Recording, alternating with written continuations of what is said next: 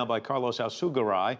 He's a former Cuban ambassador to Brussels, and we want to thank you so much for joining us. Obama's speech today, your reaction? My reaction is very positive. I think another step was taken in a number of steps that have been very extraordinary when you look at what has happened in the last 15 months and you compare it with the previous 56 years. It's like day and night. We are living a process of normalization of relations, which should bring eventually, and of course the results cannot be felt immediately, but there were obviously many things. One thing that I was struck was the insistence of President Obama in that the US should respect the sovereignty of Cuba and the decisions of Cuba. Cuba is a country in transformation, and that transformation will make Cuba look very different, especially after we have the next party Congress in April. The next party Congress, as Foreign Minister Bruno Rodriguez said the other day, will deal with the issue of economy, will deal with the issue of transformation, and even with the issue of civil and political rights. So we're doing a lot of things that are changing the country. We don't expect to be applauded from the outside, because there's this kind of, of things, especially on certain groups in the United States, that they want more. But, it's only fair. The embargo is illegal. That's what the United Nations says.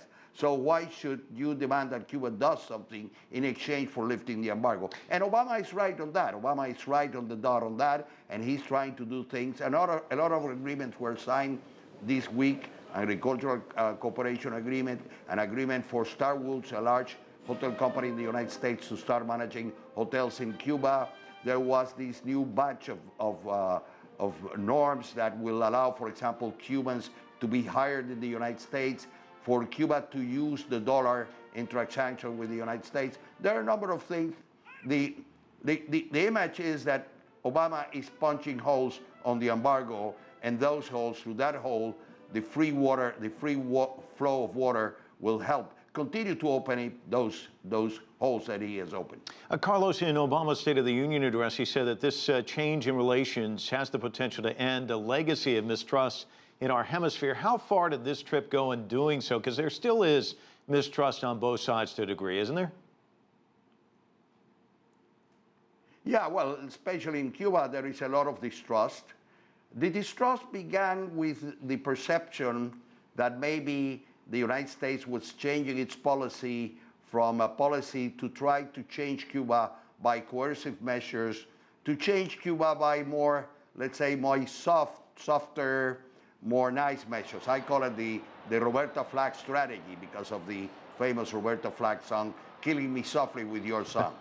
So, but I think Obama has gone a long way in his speeches here in Cuba to allay that fear that the United States that this is just a maneuver to continue pursuing the same regime change policy of the past. I think with this trip and with his pronouncement in Cuba, he has advanced a lot to lifting that mistrust that many Cubans like me have about what are the real purposes of the policy of the United States. Well, he said some things today that some Cubans might find a little bit uncomfortable, but my reaction is, let's hear him out. If he treats us with respect, let's see what he says. Maybe some of the things he says might fit for us.